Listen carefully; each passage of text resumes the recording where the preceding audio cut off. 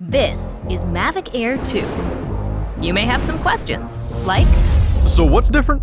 well, let's start with the larger sensor. There's a lot more pixels, 48 megapixels to be exact, which means you can do this. And then shoot a hyperlapse in 8K. With Smart Photo, every shot is a masterpiece.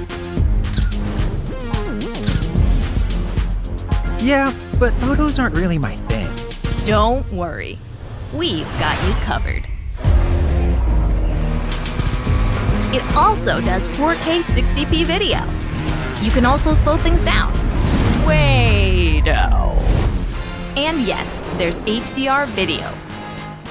How's the flight time? It's fantastic.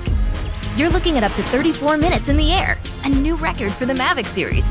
We've added Ocusync 2.0, so you can fly longer and see clearer. What if I'm not a great pilot? That's where FocusTrack comes in, so you can fly like a pro. Or just press a button. Here's the best part: automatic obstacle avoidance. Okay, but what do I do with all these shots? Here's an idea.